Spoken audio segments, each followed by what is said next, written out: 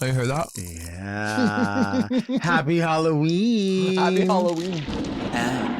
Oh. Mom!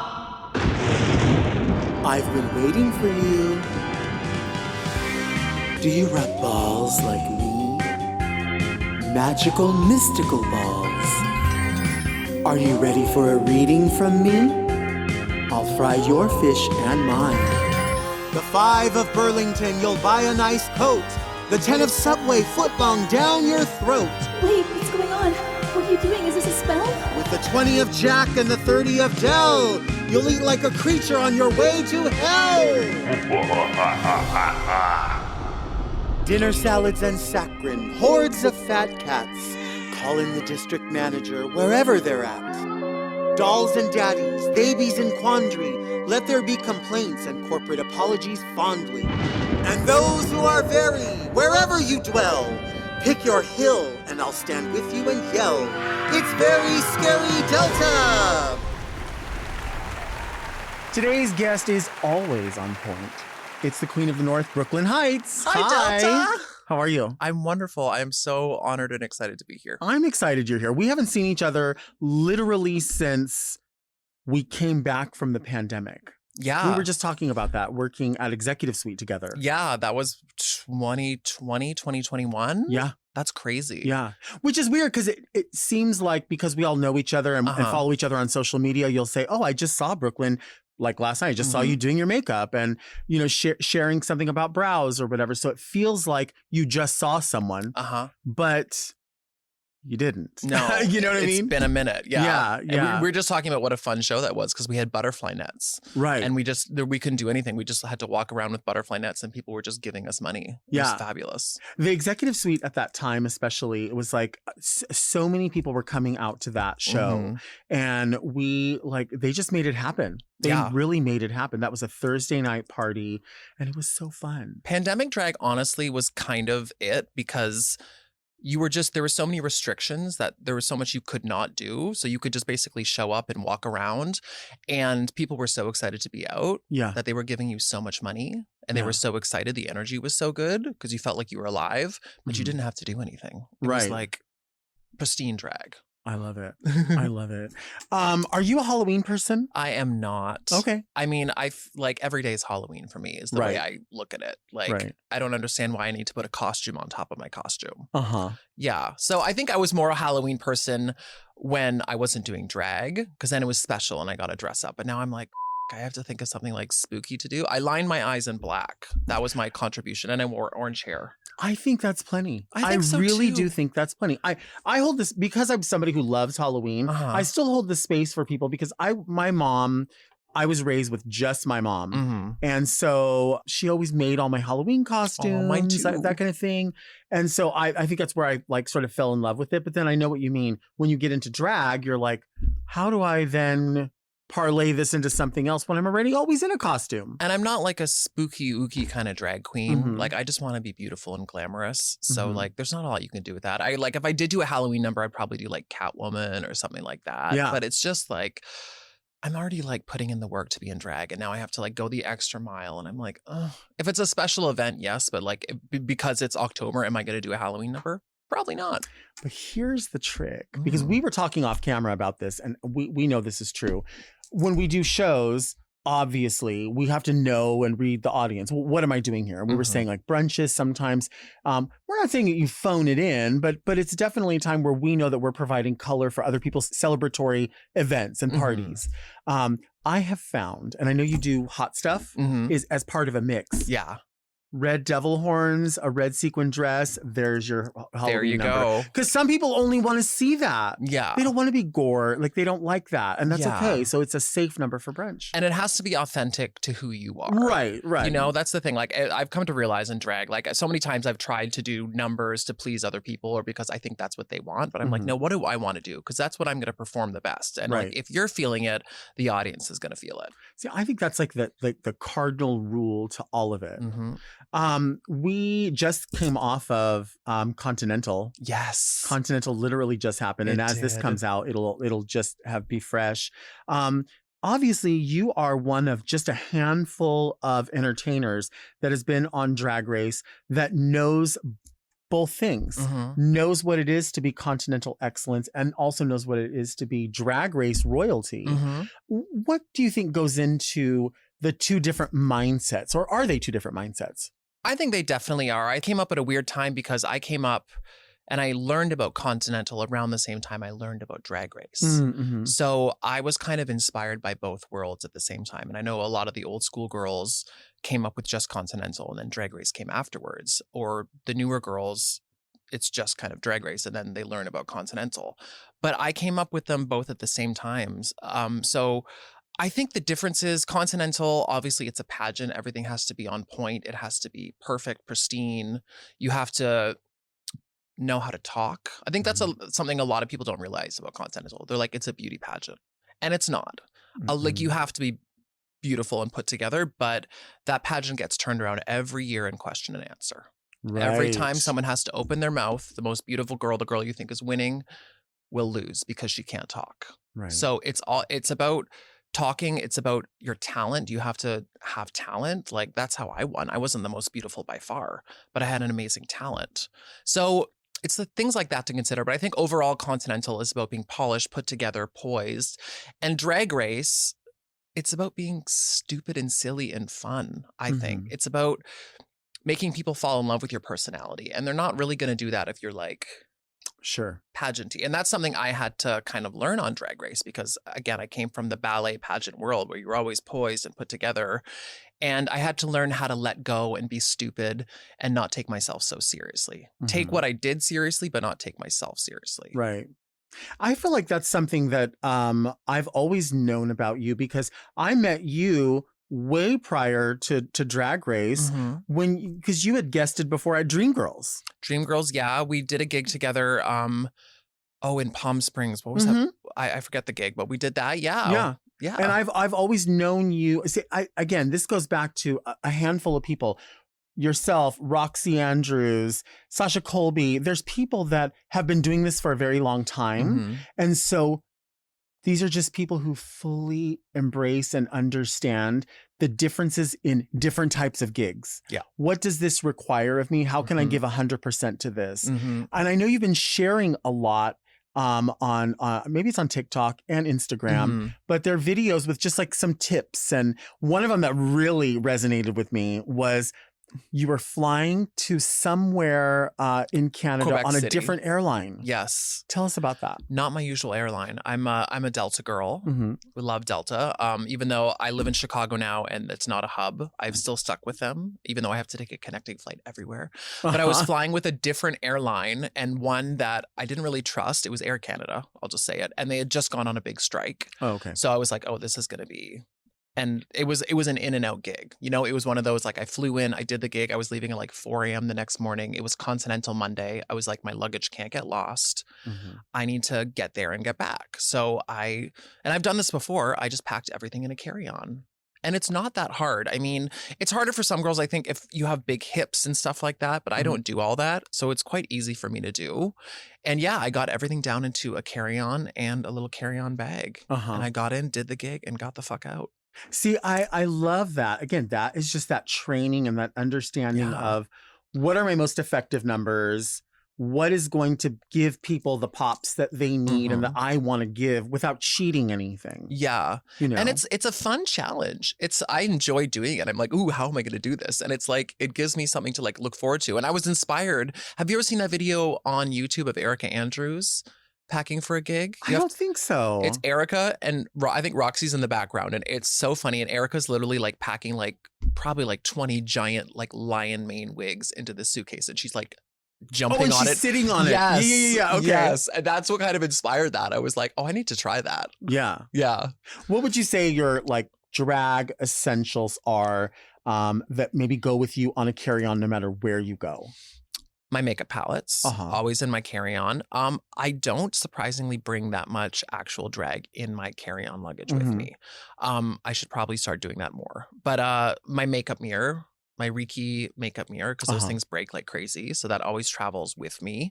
I always have a extra set of lashes. Always. And a luggage weight.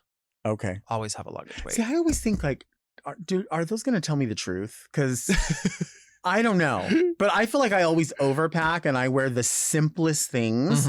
But I was stuck in a situation one time, oddly enough, a show that was called Big Fat Losers, which was all big girls from Drag Race. Mimi I'm first produced this show. And I get there and I have all my stuff. And I realized that because before I left, I had a fitting. I left behind all my undergarments. No. And I had like I think I had maybe like a pair of like girdle panties, but that was it. And I didn't know what I was going to do. And I never wanted to be in that situation again. Oddly enough, our guest for that show was Kasha Davis. And even though she wasn't a big girl per se, she was just off her season. And I literally went to every person. I was like, listen, do you have anything I can use? Anything. Nobody had anything. And Kasha was like, well, I've got something. I said, oh, honey, like, I appreciate it. That's just not going to work. She goes, no, trust me. These dance tights, they stretch like nobody's business. And sure enough, they were. I don't remember even what at the time they were, but maybe they were block or something. We love a block. I used to wear block. Yeah. And she was like, trust me, girl. Like they not only do they go up, they go as far out as they go up.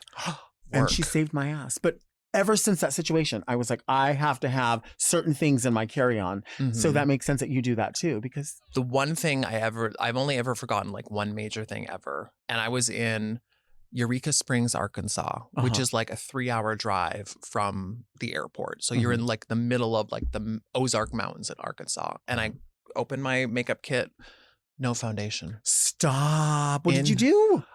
Thank God there was a queen coming from the big city. But it's one of those things. It's not like, hey, can you pick me up a blush? A foundation. Right. I'm like, I need a full coverage foundation, which is not easy to find. And then it has to like match my color. Right. And somehow it did. Like she did a great job. I was so thankful for her. But yeah, that was like, and I'm so meticulous usually. Like I hate forgetting things. And I like pride myself on like having everything ready and being professional. And I was like, I forgot my fucking foundation. Are you kidding me? I mean, but that's that commitment because I think what it is not just thinking, it's overthinking, right? Yeah. So you knew you had everything in line. Something is bound to slip up. Yeah. But I found whenever I travel out, the girls, any of the entertainers in any city will go above and beyond if you're just a normal, nice person. Yes. But obviously there's reputations that people have for coming through and being a tornado and being assholes. And people are like, oh, what's this one going to be like? And sometimes we're left playing cleanup. Oh, absolutely. People that were so mean. I did Hamburger Mary's Long Beach last night and I had a fabulous time. But at the end of the night, I was packing up and leaving and Jules said something about like, something about fog or are you glad there was no fog? And I was like, what do you mean? She's like, it's in your contract that there can be absolutely no like fog. And I was like, what? She's like, yeah, like it was like a specific part of your contract. And I was like, I've never requested that before. I was like, maybe you got someone else's contract. They were like, are you serious? I was like, yeah, I don't care if there's fog. And so I think it's like little things like that like put a bad taste in people's mouth. I guess so. Yeah. Well, I mean, maybe those are just like standard things in a contract that we just never really think about. But I love fog. You do? Give me all sure. Why not? It adds to the ambiance and effects. I don't What mind if everybody's smoking a cigarette to create the fog for you? Well, I was a smoker for 20 years, so bring it on. I miss smoking indoors. Well, that was such a different time. It was. Remember like smoking sections at restaurants? Oh, yeah. Like that was going to like separate anything. I know. Really. It was like those masks during COVID that we thought were doing something. Oh, I know. The dividers. Like the divider, like the little like plastic thing where everything can still get in. Yeah. But yeah. Like when I did smoke, I used to love going to Europe because I could just like sit inside and like have a cigarette and a coffee. And I felt so glamorous. Would you just inhale through your mouth or would you ever like breathe through your nose, exhale through your nose? Never. I was never a nose exhaler. I don't understand how people do this. I always had to hold the cigarette. Like I could never have the cigarette in my mouth and smoke. You know, people would do that just like. Oh yeah. That does seem a little. Auction house or something. Yeah, I hated it. Like but I loved, it was something about this. I loved just having it and it was gestural. And like, it was just, I don't know, something glamorous about it. It does sort of punctuate things. Very, very bad for you, but very glamorous. It is glamorous. Yeah. When you do fly and you fly a lot and you have to take lots of connections, Are you someone that, like, if you have a layover, will you go to a restaurant? Do you like to bring your own food? I never really do restaurants on layovers. I go to the Delta Lounge usually and just get a little something there. But I'm Mhm. never really like a restaurant person in an airport. Also, I don't understand people who bring hot food onto an airplane. Mm. Like, really? What do we like something savory and fragrant, and you're bringing it into like an enclosed space where we all have to then smell it? Yeah. I remember I sat beside this man once, and he was like a bigger man, but he looked like he was one step away from a heart attack. He was just Mhm. red and Okay. and sweaty. And then he pulled out a Philly cheesesteak sandwich Uh-huh. and proceeded to eat it beside me. Well, it was a Reuben I was eating, but I was breathing hard. But he was like, it was just so much. I'm like, a Philly cheesesteak sandwich on the plane, and it was like a Southwest flight. So you were just like crammed in there. Oh my God, it was horrible. What is your sandwich? I have two. My all-time favorite is a BLT. Mhm. Love the combination. Clean, simple. Simple. And then my mom makes the best ones. It's like one of my like core childhood things that I love. With mayo and salt and pepper. Mhm. Or I love a roast beef sandwich. Okay. Yeah, I need my sandwiches fresh. I need to eat it right then. Or like in the airport, I would never eat one of those sandwiches that are like pre-made sitting there. Because sometimes the lettuce too is like Mhm. so wilted. Yeah, it has to be fresh. I Ew. hate soggy bread. I'm going to throw up. Let's take a break.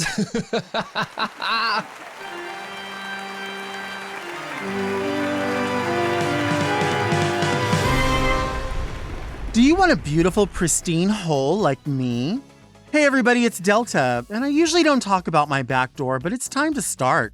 And by back door, I mean my booty hole, my butt-gina, my Hershey Highway. That's right, we're talking about assholes. Did you know 50% of people experience anal discomfort? That's why I slather my tight, juicy hole with Asset. Asset's a wellness company that makes dermatologist-approved skincare specifically for our assholes.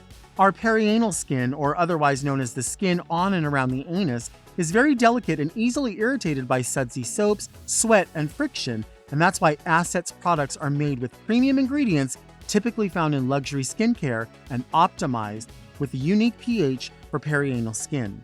Whether you're feeling extra sensitive from wiping with single-ply toilet paper, or you're one of the ran-through dolls, the two-step system of Whole Cleanser and Whole Serum is the skincare routine your ass has been waiting for. I love Asset, and I think your asshole will love it too. Today, we're offering our listeners 15% off their first purchase at thatasset.com/verydelta, or use code VERYDELTA at checkout. Your asshole will thank you.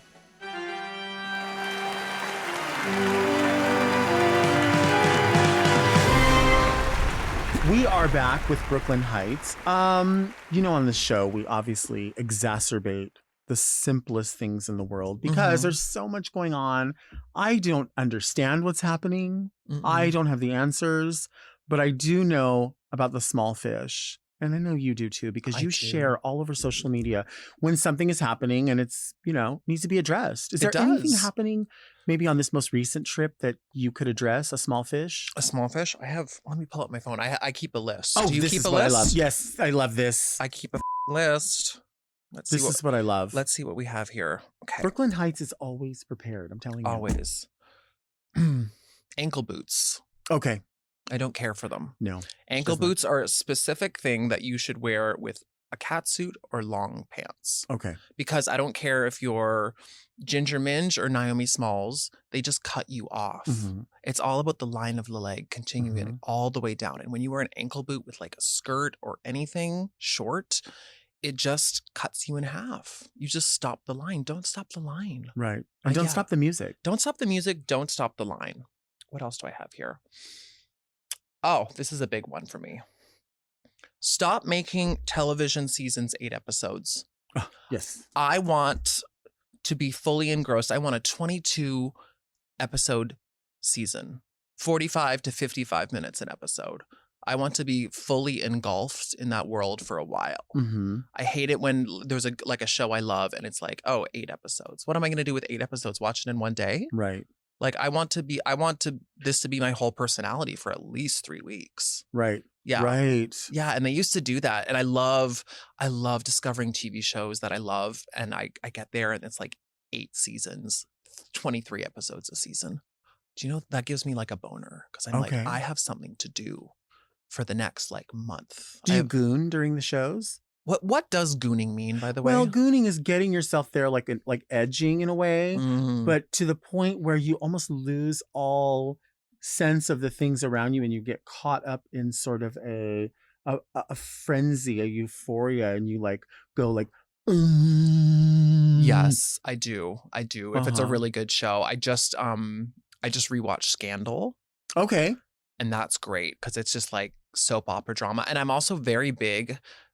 Weirdly, I love a period piece. So I love like a Downton Abbey, Gilded Age, Bridgerton, or I love like a CIA spy moment. That's my favorite. Oh my God. I don't know what it is. I love it. I'm watching Alias with and it's great. It's so like early 2000s, like the music and everything. It's so cheesy and I'm obsessed. The best one I've watched so far has been Homeland. Have you ever seen Homeland? I don't think I have. Bitch, you need to get into Lots of Homeland. seasons? Yes, lots of seasons, and it is good. And it's good right till the end. Have you seen The Blacklist? I don't think I have. Oh, you have to see The Blacklist. It's really, really good. Also, I'm into Matlock with Kathy Bates. Oh my God, I need to watch that. It's very it's good. Initially, you're like, oh yeah. Oh wait, what?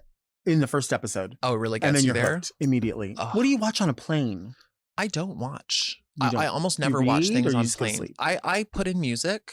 Mhm. I usually find a song and I'll just listen to it on repeat for the entire flight. Really? Something soothing. Sometimes it's like a piece of soothing classical music, or just something that just like relaxes me. I try to sleep as much as possible on planes, Mhm. and I'm never in the mood usually to watch something on a plane. Like I'm usually tired and I want to sleep and just like close my eyes and doze off. Okay. But I did see on Delta recently they had Drop Dead Gorgeous, which made me very happy. So I had to watch that, of course. Tell me about lace front eyebrows. Oh my God. Do you have it in you? The things I have done, and do you ever look back at things you've done before, like makeup or whatever, and in the moment you were like, yes, Oh yeah. I am it. This is everything. I am gorgeous. And I look back at that period. It was so weird because like I was on Drag Race, and then like usually you have like a glow up after Drag Race, and like the year after my season, I feel like I had a glow down. Stop. I seriously did. Like I was wearing these ridiculous lace front eyebrows that like I had no business wearing. They were too dark. I would like arch them like crazy. And I was doing it because Plastique was doing it. I was like, well, if they look good on Plastique, they're definitely going to look good on me. Right. But of course she's gorgeous and she was wearing a lighter shade and everything. And yeah, I just thought I hate drawing on my eyebrows. Mhm. So I was like, this will be so easy, just like perfect, like pop them on. But I was like still gluing down my own eyebrow and then like gluing these ones on top. It was a mess. Dark, dark, dark time in my life. I like it though. Yeah. You have to try it out. You mentioned like the tricks that you think like, oh, this is it. Mhm. For a long while, and this is so long ago. It's when clubs used to have flyers everywhere. So the little 4x6. We would always go, girl, get me a stack of flyers. I'm going to need those. And you would stick them in your bag so that when we would do our makeup, we would just put, Oh, yes. I'm not kidding, there. And then over here by the eye Uh-huh. and up here, the contour. And we were like, bitch, you can't even. Like we really thought we were chiseled. Oh, yeah. People do that. Like they like tape their eye now. Right. And I'm like, why? Like, can't you just like take concealer? Do you not know how to draw a straight line? Right. Like, just take some concealer after and like, what are you doing? Like, it's just very confusing to me. It is confusing. I also hate when like influencers like think they've discovered a new thing. Like I saw this one the other day that made me so mad. This makeup guy, he was like, and it's always those silent videos when they're like, Uh-huh. oh my, I want to punch through the screen. Those absolutely kill me because I'm like, it's so fake. But this person literally like had baked in all the Okay. areas you bake, and then he took setting spray and sprayed it. And of course, what happened? The powder disappeared because it's water. Right. And he was like, couldn't believe that water made something powder disappear and was just shocked. had no clue. And I was like, I hate you. Right. Yeah, Do you think he really did know what was going to happen to begin with? I hope so. I hope so Or else too. I hope it was a fear for gag. humanity more than I already do. Well, because it's Halloween, I want to play a game with you. Okay. You know, obviously the selection game, Marry Kill, Yes. right? I know you're not specifically a Halloween person, but I know you know who these people are. Okay. Marry, kill Norman Bates, Michael Myers, Mhm. or Pennywise. Who is Norman Bates? Norman Bates is from Psycho. Never seen Psycho. I don't like horror movies. Okay. Okay, so Norman Bates, Michael Myers, or Pennywise. Michael Myers, was he the one with the chainsaw? I literally don't. Or was he with the mask? The hockey mask? Was he the hockey mask? This is my favorite. This is my favorite. Hockey mask one? Do you understand this is my favorite? I literally don't know. Okay, so Norman Bates in Psycho plays this man who seems to be alone in a house that also owns a motel, Okay. right? And he kills a woman there. But he kills the woman as he is cross-dressing as his mother, who is dead, not living in the house, but stored in the house. Does he own the hotel? Yeah, they own, I believe they own. I'm going to like marry the him whole... because he owns property. Okay. Now, Michael Myers is a killer in the movie with Jamie Lee Curtis. And he never dies. And he's in like 7,000 variations of this movie. Okay. He never dies. Okay. He never speaks. Trade. I will take him. Okay. I'm going to fuck him and then I'll kill the clown. And you'll kill the clown, which sounds safe. He never speaks. You had me at he never speaks. Right. See, I'm telling you, it doesn't really matter who it is. She just needs the description. Yes. The description tells her everything. She's been around. She's been a lot of places. I have. Seen a lot of faces. Fuck with different races. She's not afraid. No. This is a woman. She's not that girl. She's that bitch. She's the queen of the North. And I'm the queen of the mouth. Okay. Is there such a thing as a pageant answer when people say, oh, that's such a pageant answer? I think to me, a pageant answer, which never really wins the pageant, is the answer when people try to talk like they don't normally talk. Right. Like if all of a sudden, good evening, ladies and gentlemen and distinguished judges. And they use a bunch of words they would never use in their everyday life. The thing about pageants, it's like with Drag Race. The judges want to get to know you. They want to know who you are. What's your personality? That's what's going to sell you. It's like on Drag Race when you go on there and you kind of put on a persona. People see right through that. So just be real. Obviously be well-spoken, but be yourself. You can have the best drag in the world, but if people aren't falling in love with your personality, that's what sells people, is their personality and those moments on the show when they fall in love with you. That's what creates fans and stuff. Sure, people will become fans if you have beautiful drag and stuff, but they're not going to connect with you. I think that is so true. I mean, I think the idea of when we think of the phrase, the acronym, creativity, uniqueness, nerve, and talent, it's too hard for people to think like that there's just some like base level for everything. Like it one aspect may outshine another in a specific presentation, or someone might show something more when the judges say like, we're not seeing this, I'd love to see this next time. And then you go, oh, I am seeing it. I am seeing you listen and try something different. And part of you is now shining. Yeah. You know? And be a sponge. Right. Soak up it all. And then squeeze some of it out. You don't need all of it.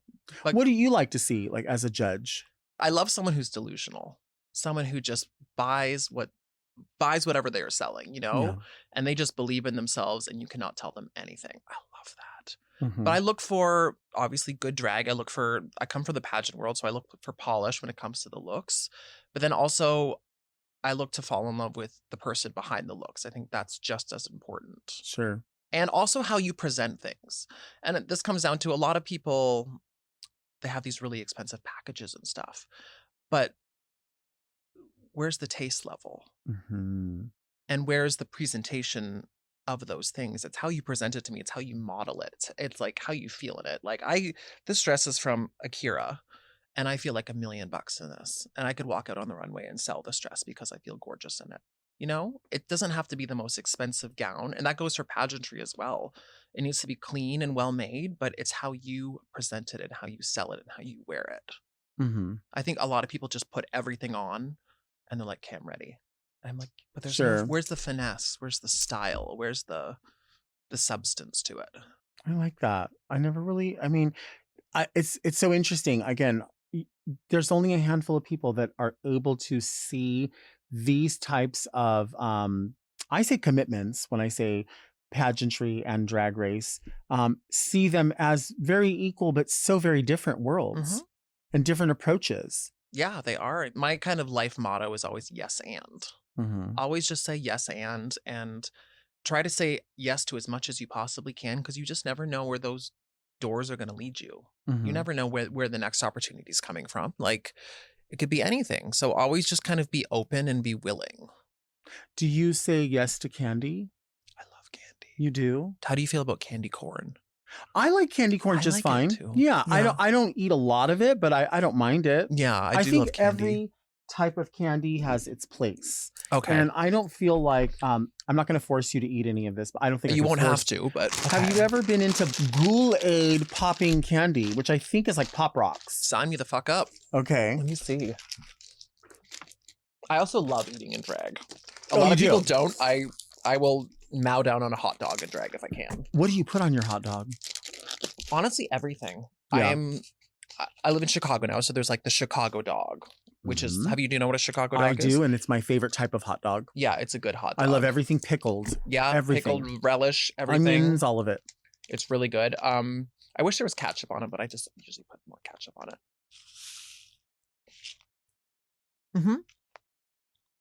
I'm into it. Do you hear that? Yeah. Happy Halloween. Happy Halloween. Do they have any flavor, or are they more sensation? I would say it's like a fruity, a pleasant fruity flavor. Is there an ooh-ah sensation? Yes. Yeah. Definitely. Oh, and it's still going. It is still going. Oh my God, I love this. It's like poppers for your mouth. Yeah. Aw. Do you keep poppers in your carry-on or your checked luggage? I never bring poppers with me. No? Because I'm scared they're going to like break, and that's just a disaster. Bubble wrap. If you just have a small bubble wrap like that jewelry would come in, and then just in case you fear that you're going to get stopped and they're going to say, what is this? Oh, it's my brush cleaner. That's true. Also, why have they not come up with a travel-friendly lube bottle yet? That's a good question. I will tell you what I have found to be very friendly, because I feel like all bottles leak at some point. Always. If you buy the trial size or travel size bottles of any shampoo, those never seem to leak. So just dump them out and pour all your stuff in there. Lotions, cream, anything like that. Okay. Whatever Salon Selectives Tresemme bottle. Pantene Pro V, doesn't baby. matter. Yes. Do you like Sour Patch Kids Zombies? I bet I will. It's the best day of my life. What would you start with in a trick-or-treat bag? This is given that you have everything you want. I'm a big texture person, so Okay. I love gummy. I love gummy. I love sour. So these are hitting the spot. Do you like lollipop fingers? Let's try it. I had no idea this was going to happen. This is the best day of my life. Ooh. Those are fun. I think we should actually wear those. Oh, it's like hard candy. Oh, you have to suck. Or just break up. Yep. It's a very pleasing sour apple, Okay. which I like. And it's kind of pretty. I'm into that. It's good. Hard candy's like not a big thing for me because it's just too much work. Unless there's like a gummy thing in the middle. I like that. Like those lollipops with the gum in the middle. What are those called? Like a blow pop. I do like like that? those, yeah. I like the texture in between chewing it and then the gum is like just the new. crunchy chewy. Oh, that is a brilliant texture. Good combo. I feel like this candy is you either love it or you don't. They're peanut butter kisses, they're called, but they're basically like taffy, sort of. I love toffee. But they're peanut butter flavored. And they're like, all this is obviously Dollar Tree candy, but I think it's so fun. I think it's so nostalgic. Did you ever what was it called? Like lick and dips? Did you ever have those?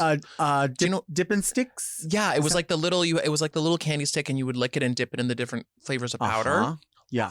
Do they still have those? I think they do. Fun dip. Fun Yes. dip. Oh, I love fun dip. What did you call it? Lick and dip? Yeah. And I was calling it Dippin' Dots.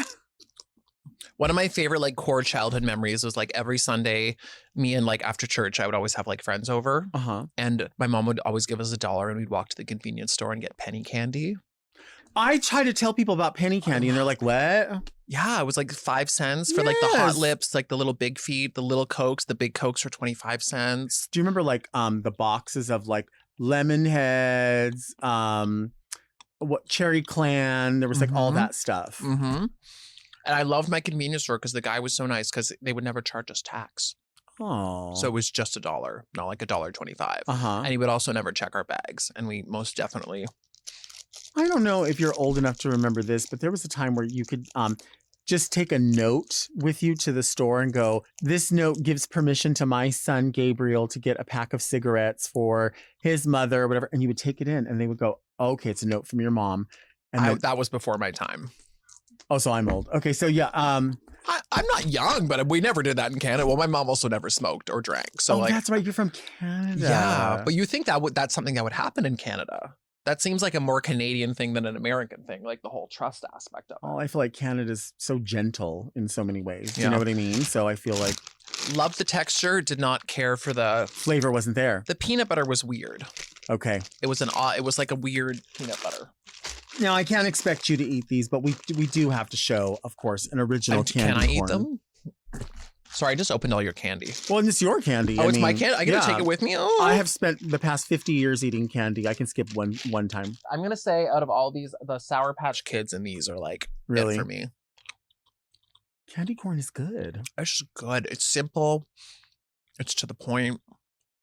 I tried to never buy it because I tried not to keep sweet stuff in the house because Mhm. I'm one of those people. I'll just like sit down and eat the whole thing. Yeah. So I have to I don't have good like self-control when it comes to food.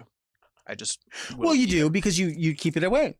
Yeah, You know what I mean? that's And that's true. how you maintain your figure. That's how you maintain Well, that's your... Ozempic, but yeah, Well, that too. But I mean, it's a tool. it's a tool. It's a tool.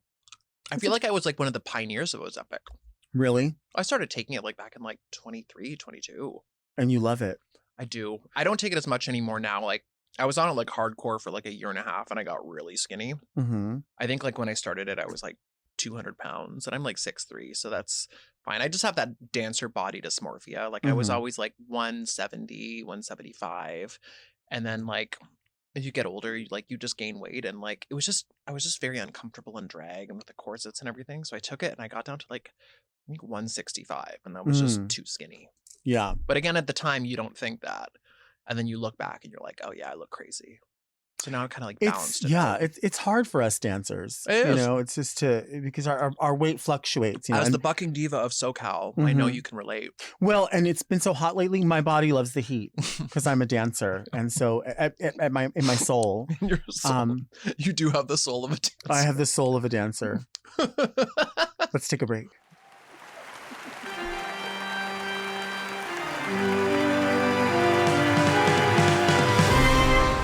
Are you looking to make your 2026 Very Delta? I hope you are because the Very Delta calendar is back and on sale now. Fry the small fish with me all year long in this full-color luxury piece of art for your wall. The Very Delta calendar features 12 unforgettable screenshots from the show and some special dates, messages, and tips from yours truly. Purchase your calendar today at everybodysaymom.merchtable.com. It's time to make your 2026 Very Delta.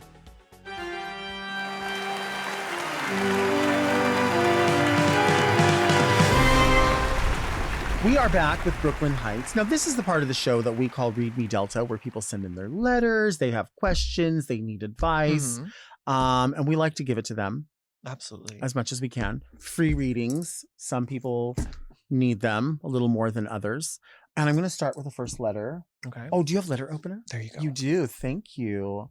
Well, this is a good one. This is it seems like mystical. Yeah. Orange and gold from the letter writer.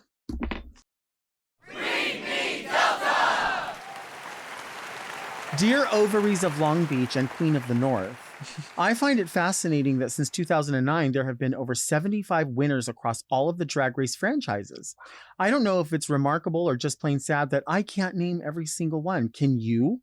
I will pay you $1 for every winner you can name off the top of your head. Are you up for the challenge? With all my love, Very Danny.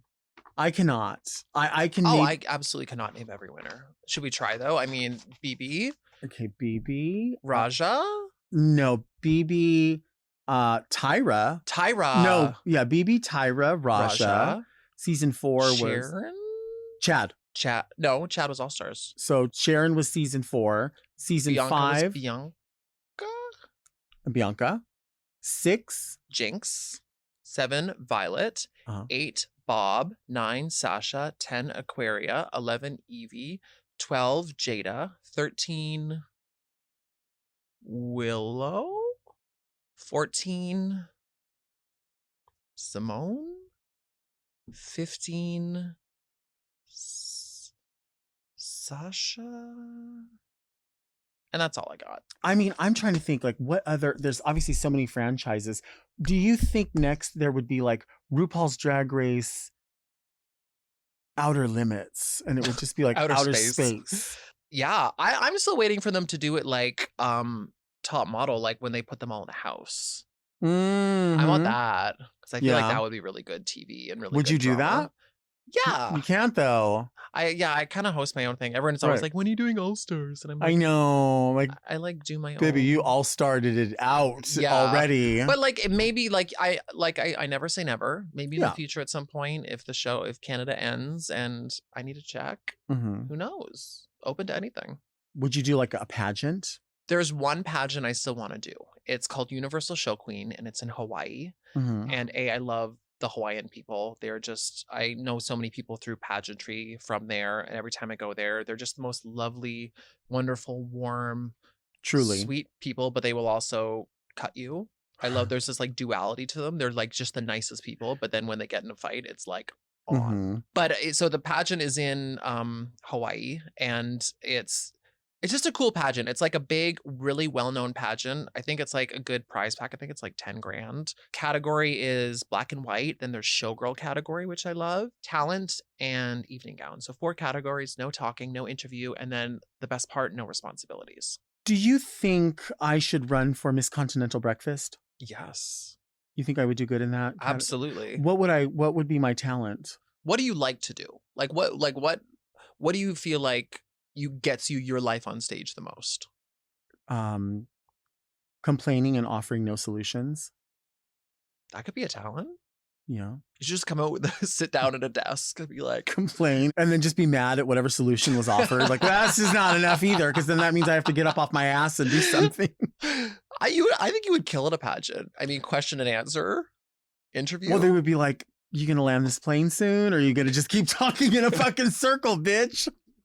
I think it'd be amazing. I would love to see you do a pageant. I say this every time somebody comes on that has a connection to Continental. I've never gone to Continental, and I just feel like, and I'm not a person that goes on vacation, but I always think like, because I don't want to go hiking or doing all that stuff, I'm like, couldn't you just call that your vacation? Like book a really nice room, do a great flight, like do some restaurants or whatever, but go see excellence. Because I'm glued to watching content. I watch and I'm like, look at the dedication these people make, like, and the people that are behind them the whole way, the people that believe in them, the people that say, just as you did, like you just asked a question that I think can apply to anything in life, not just pageantry, but it needs to be applied to pageantry. And that is, what do you love?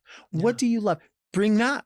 Whatever that is. Absolutely. And I give you a silly answer, but there's got to be something that we would come up with where you would go, now I see you shine.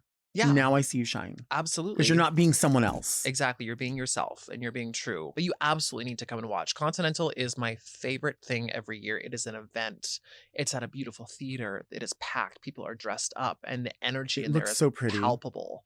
And people are just so excited. Like I've been to so many pageants and none of them are like that and hold that kind of like grandeur that Continental holds. Yeah, it is really pretty. And it's so neat, like you said, to see just so many people show up and show out to have a good time and to take it in as, it's like going to the Oscars. I mean, it's really something for a community that wants to celebrate excellence. And I love it. This one was so special because Tiffany Arriagas, who I believe won Continental in 1983, she came back for the first time in, probably about 30 years. And just to see this like living legend walk out on stage and like the audience just like leapt to their feet. Oh, I bet. And then she did her number and the audience, like the room was on fire. It was so beautiful to see people have that love for her, and it must have been such an amazing moment for her to get that feeling. Like people remember I'm still here. Like like, I'm a legend. Like, I can't even imagine what that must feel like for her. Her whole life's work and like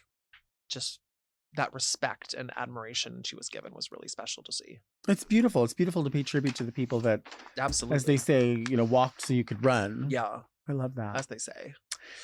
Dear Delta and Brooklyn, season screams, dolls. Halloween is just around the corner, and I can't help but think of old-time traditions like bobbing for apples. My question for you is, if you were not bobbing for apples and had to bob for something else, what would you want to bob for? Love and light, Very Orion. Not bobbing for apples. Did you ever bob for apples, by the way?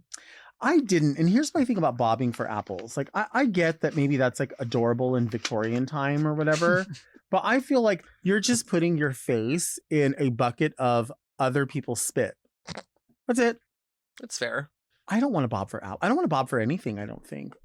I don't think so either. I mean, I do like doing like cold plunges on my face. Like an ice bath for your face is amazing. If you're ever like puffy or like feeling gross. How is that to feel puffy and gross? I don't know often, but sometimes. But yeah, like, and also what are you bobbing for? A fucking apple? Right. All that work for an apple? Well, I don't know how you feel about fruit, but fruit is tough for me because you'll get a good one and it's just, you'll have the most amazing apple you've ever had. And then you're like, I want another one. You go for that other one and it's just like mealy and disgusting. Like, you can't trust fruit. Yeah, it's that mealy taste. That's the worst texture to me. And like I said, if it was Victorian times where people were like, oh, I got a free peppermint stick, and you're like, wow, the candy's so great, I would guess bobbing for an apple would be quite a treat. But I'm like no scurvy. Apple. Yeah, exactly. Yeah, like, oh great, I'm not gonna like lose my arm today. Right. Whatever happens when you have scurvy. Right. But it's like, I've had so much candy. We've both had so much candy. Well, today, I mean, I'm going to lose my toes. So, Can you just like imagine living in like any time before like 1920? Can you just imagine? Like, well, I think that I think I was alive. I think I believe in past lives. I don't know anything about them, but I believe in them. And I think I lived in like the late 1800s to early 1920s at some point. I feel like that was my heyday because I firmly believe that I knew Lizzie Borden. I'm obsessed with Lizzie Borden. Interesting. She's my favorite. That's so interesting. I love her. If you could go back and live in any kind of like era in time, when would it be? Probably like 1890s to like the 20s. Okay. Something like that. I love that. What about you? I would love to experience like the 70s or the 60s or the 70s because like I would love to know what the world was like kind of before the AIDS crisis and like what our world was like, what it was like to be gay. I know like it was still not a popular thing, but like what it was like to be a gay man before you had to worry about like AIDS and HIV or like like the opioid like pandemic or the crack pandemic or epidemic, I should say, sorry. But like, because I like what that world was like. I hear it was very like free and just like people were just having sex with everybody because it just didn't matter and you weren't worried about anything. Well, our producer Doug, he lives free. Yeah, you free, Doug? He's not worried about anything himself. It's the 70s for Doug, I would also love to experience the 20s, like the roaring 20s before the Great Depression.